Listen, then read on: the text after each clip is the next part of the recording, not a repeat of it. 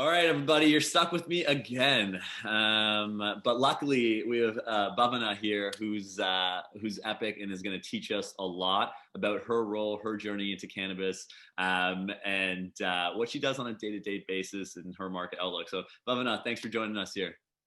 Yeah, thank you. I was very happy just listening to your panel before this, and I was thinking, what a tough act to follow. That was a great discussion, man. I We're learned so much from them. we're going to have a lot of fun here too, and it's going to be a fantastic discussion. So we have about 25-30 minutes, so let's dive right in. So Bhavana, please, give us an overview of your story. I think you have such a fantastic story coming over from India and with your education background. So help us all understand how you got to here today and what that journey's been. It has been a crazy journey. Well, first of all, today I'm talking to you from Christina Lake, BC. It just snowed yesterday. It's a winter wonderland. That's where I'm talking. And I come all the way from Bangalore in India. And it's just while I was shoveling snow yesterday, I was just thinking about how did me, this Bangalorean girl, get here shoveling snow in Christina Lake. And I was just loving it. I'm a chemical engineer from Bangalore, India, and after my chemical engineering, or sometime during my chemical engineering, I decided that if I ever do my master's and I ever want to dive into education, it would be in food science, food formulation, food technology, and I came to Canada to pursue just that. So I used to work in distilleries, breweries. I've worked in some software, ERP systems, some random stuff like that in India. And when I came to Canada, I did my master's in food science. And right off the bat, I got into like hops testing, hops analytical testing. So sort of providing certificate of analysis. If anyone knows that word, you will soon if you're in this industry. Is a certificate of analysis for hops. And so I was in sort of like that plant testing world. And I jumped into a GMP facility making media for stem cell research, which was also very random, I thought, but I was loving doing all of this. And when I was looking for a change in job, like I was thinking, who's going to hire me? I have this random biotechnology, GMP experience. I have worked with hops, I've done brewing and distillation, and then all of that just weirdly and beautifully came together for the cannabis industry. Because and I signed on with Blisco initially on the day of legalization. Actually, I signed Wow. I signed my paper and as an extraction manager, and I've developed a few products for the Health Canada market. And now I'm the director of product development and extraction for Christina Lake, BC. And sort of COVID allowed me to move here, really. I don't know about everyone else, but I kind of just heard that you're Superwoman. I mean, you have skills in so many different places, across so many different disciplines. It's really amazing to see, how you're putting them into action in your role as a director of extraction at Christina Lake. So before we jump into your role and before we jump into what you do on a day-to-day basis, what does it even mean to extract, and the differences between working for an alcohol company, working for cannabis company, etc. Help us understand. I mean, you came from India. There are not necessarily progressive views sometimes, in certain places in India around cannabis and things of that nature. So first and foremost, just help us understand that, when you picked up the phone, you called your mom, you said, hey, I just signed on legalization at a new role. Like, what was that reaction like? And was there any stigma associated with it? Walk us through that. Well, firstly, I have really amazing, cool parents, and they're not a representation of everyone, not even my extended family. So their reaction was a lot different than everyone else. But I was already in alcohol, and they had already had a bit of that conversation. I'm going to be in this alcohol industry. It looks like it.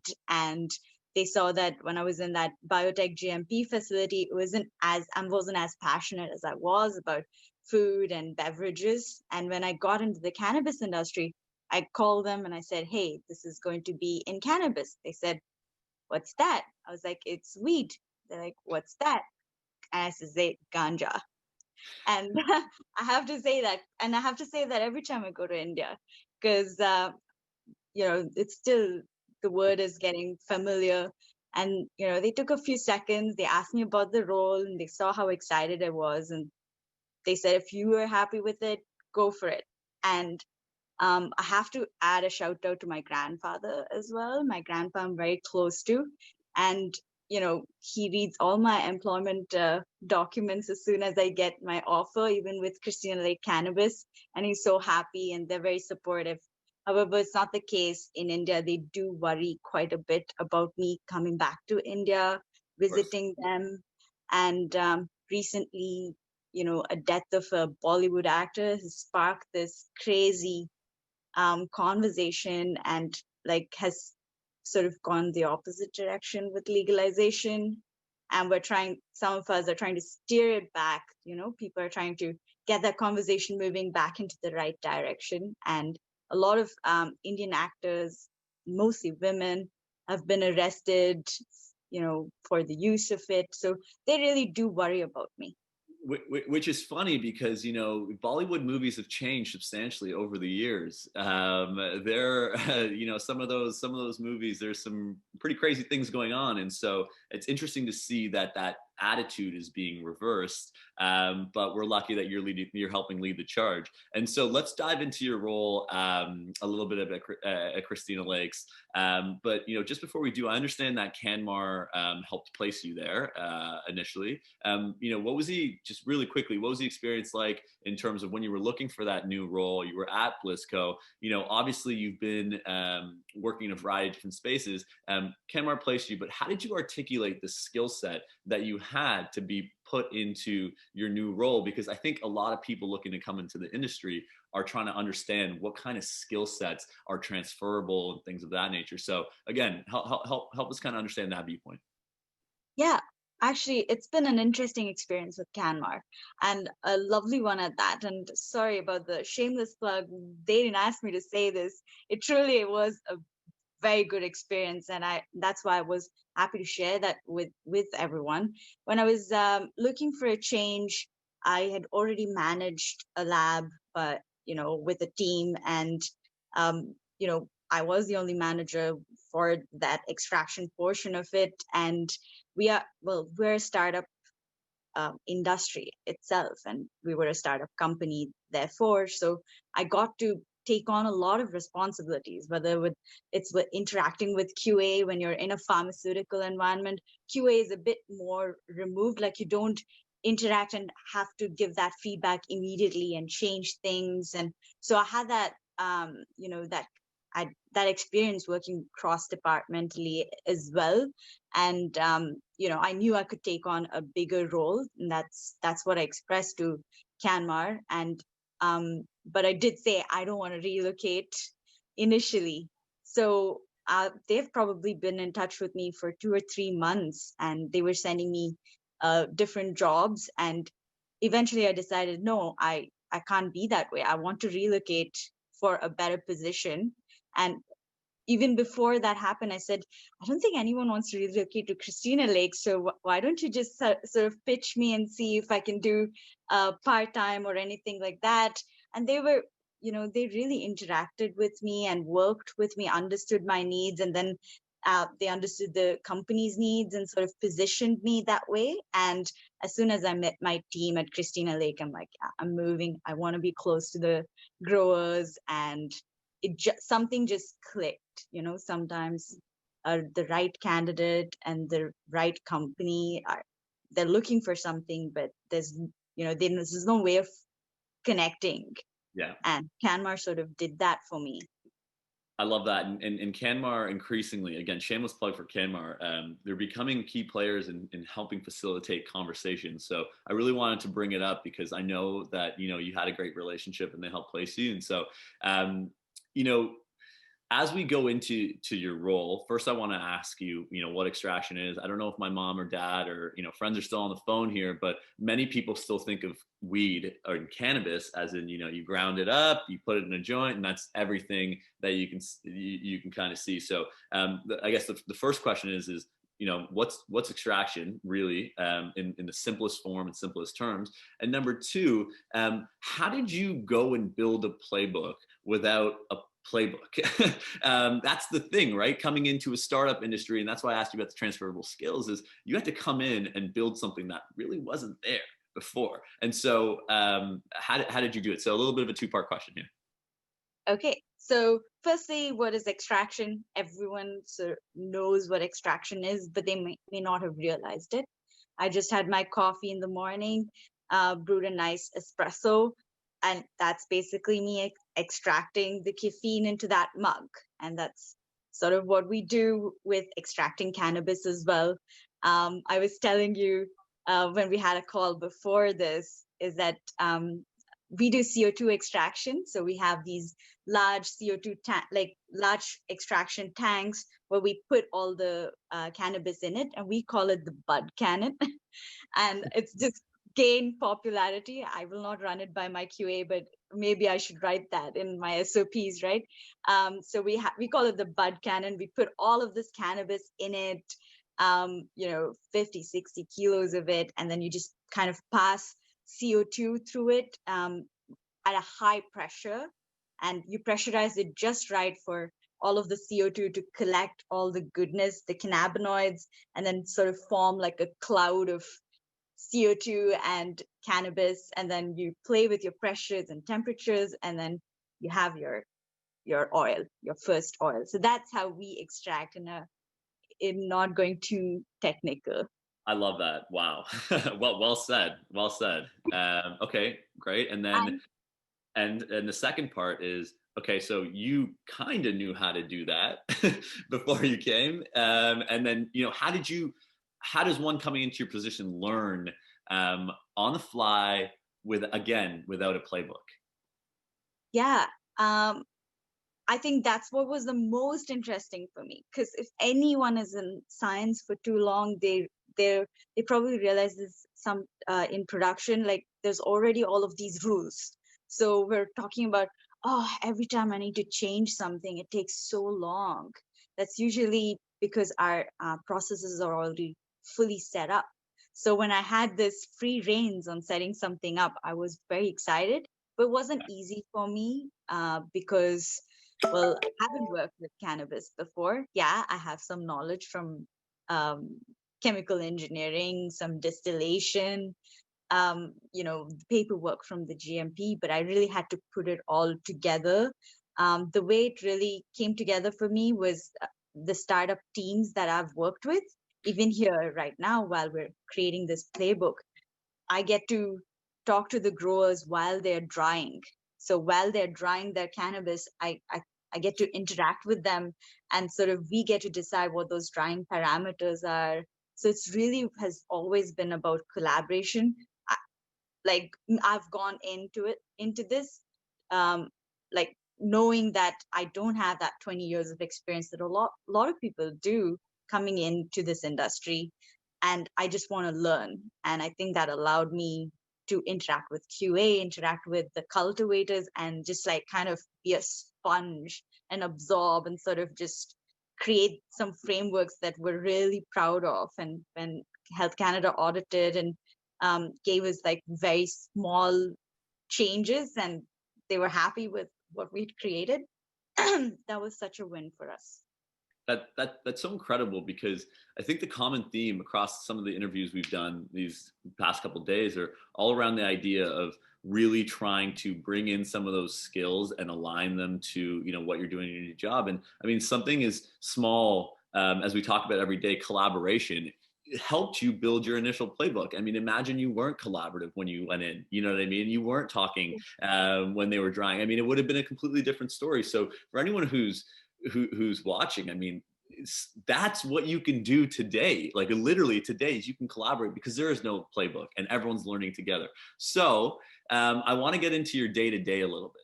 Help us understand, you told me a good story about that now they've harvested all the cannabis and, now it's your turn. But help us understand a little bit more about, your day to day. So for anyone looking to get into the extraction space, follow your path, learn from you, what are they thinking about on a day to day basis? Well, I can literally tell you what I did yesterday. That Tell might. us. I would love Okay. to. I would love to know. Tell us. Yes. Well, firstly, yesterday was a very snowy day. I went inside and took a walk with the plants, and there was snow on it. It was really good. There's something all of us in our team sort of do, apart from the growers who are always with the plants. Is sort of, I love that we're so close to the plants. So I just wanted to see them in snow for the first time. That was the only one moment of break or like moment to myself that I had.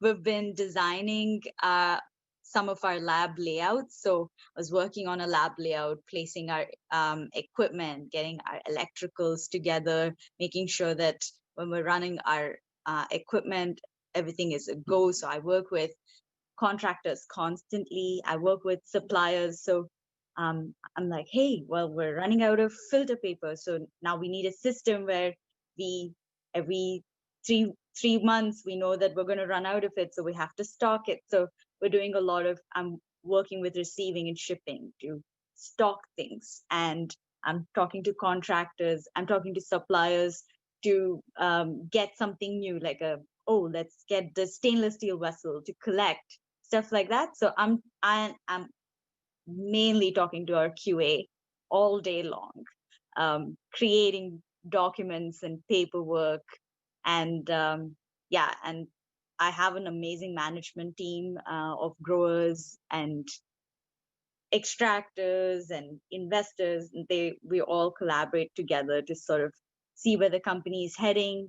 New product opportunities come knocking at our door. Not some that I can fully discuss, but we have to brainstorm to see how can we make this work while we already have a full production schedule planned. So that's how my day looks. I want to pause there because everyone who's watching you can see how passionate and how much you love your job. You smiled like 4 times while you were talking about your day yesterday. So if you take nothing else away from this weekend, everybody know that cannabis makes you working in cannabis is hard. It's challenging. There's no playbook, but it makes you smile because you're building something very cool that's never been built before, and you can see it by the energy on Bhavana's face. So let's move on to a little bit of a different question. So Okay. you have a lot on your plate, right? And there is no path that's been created, right? You can only learn from what you can learn from, and choose your attitude every day and rely on your experience, your vast experience. What keeps you up at night? What are you thinking about? Obviously you shouldn't be thinking about work when you go to sleep, but if there is something that you're thinking about and it is keeping you up, what are your main challenges, and what are you thinking about maybe when you go to sleep, or what are you worried about essentially?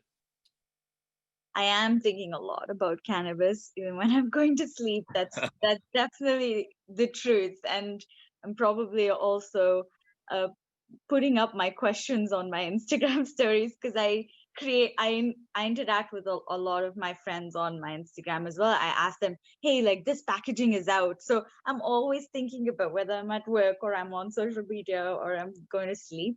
But the one thing that I think about a lot is, well, I am in a product development role, but this is a startup, so I'm wearing many hats. It's really about me focusing on what's important, which is to learn more about cannabis and improve processes, because we are a startup and we're a production company.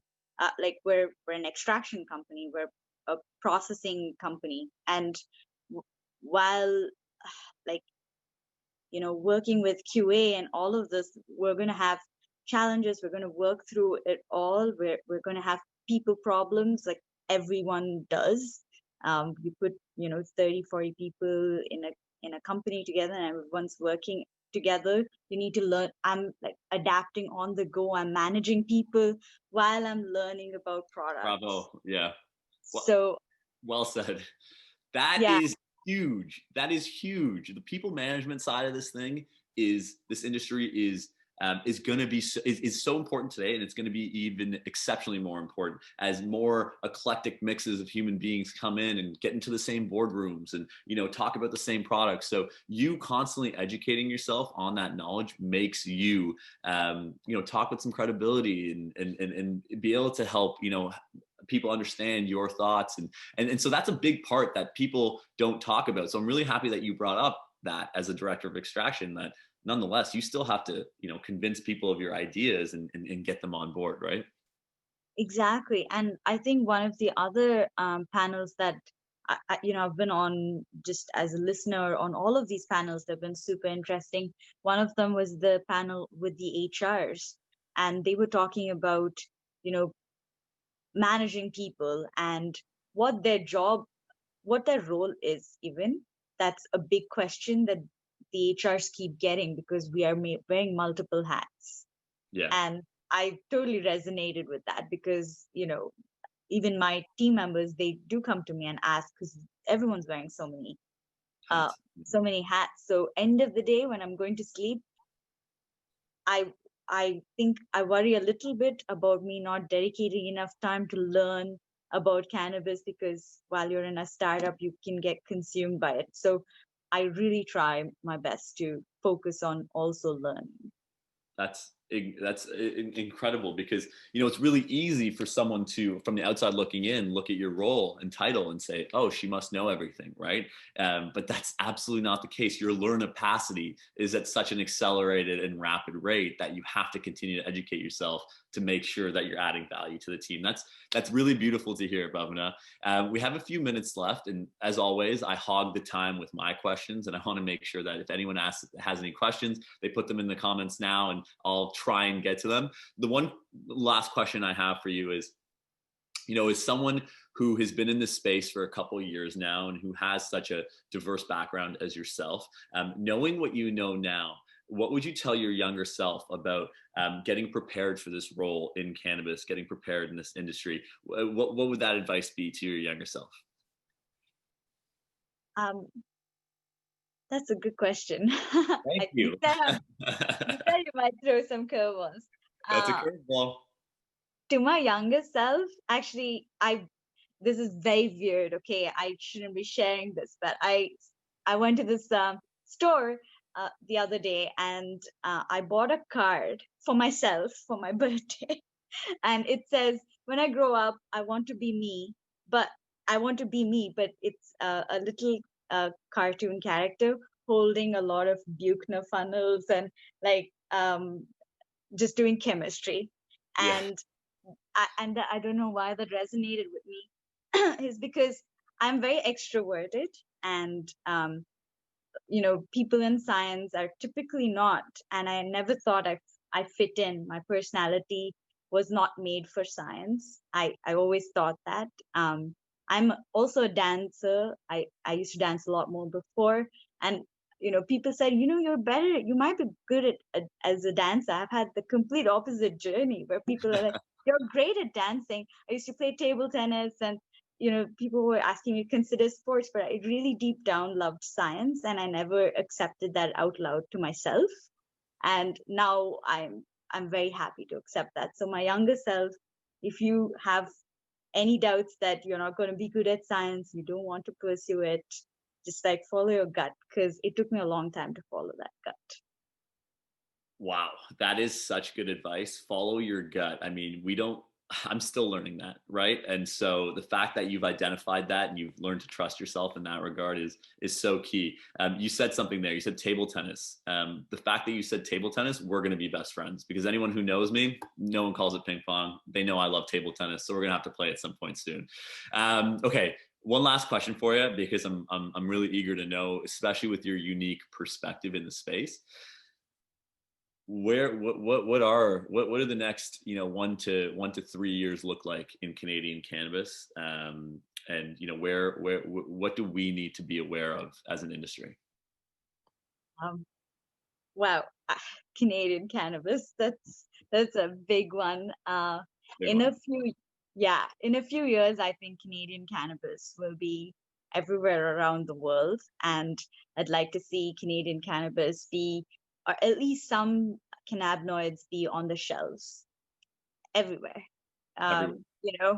and more people having access to it. And Canadian cannabis is going to be all about, um, you know, people like me coming into the industry, but being welcomed by growers who've been around for generations, and us collaborating together and getting a head start on the rest of the countries that are just about to legalize. And when they do, Canadian cannabis is going to be there.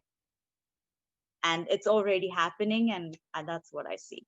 But I don't think I'm anybody to comment on the future of Canadian cannabis, but that's just my opinion. Well, you just did. So that is awesome, and I couldn't agree more. I think in a previous conversation with Shlomo, a head grower, we talked a little bit about the cost of production and in Canada versus Colombia and things of that nature. But there's definitely value added services in terms of extraction and things of that nature that Canada is going to push out that knowledge capital across the world and really be a player, and really be a big driver of that.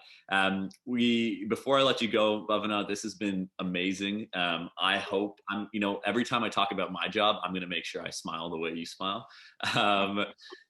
Anything that you want to leave for the group, closing thoughts, any key takeaway, anything at all before I let you go? Yes. When I joined the industry, I really struggled to find people who were in the industry who were open to sharing about what they have learned about cannabis. So I want to be that person for anyone who wants to be in the industry, of any question. If it's not proprietary, I will share it 100%. And about how I'm managing the team, how I'm developing products, everything. So don't hesitate to reach out to me, bombard me with emails or messages. I try and get back to everybody. And if it's cannabis related, temperature, whatever, I'll guide you through it. And I hope I can be that person for you. Wow, kindness is currency, and Bhavana just offered it up to us on a plate. Thank you for that. That's incredible. Make sure you email her, make sure you text her, WhatsApp her, everything, because I know I will be. Thank you so much. This was such a beautiful conversation, and I really appreciate it. Thank you so much. And thank you, CanMar, for this opportunity. Truly, I loved this. Thank you. Thank you. Cheers. Cheers.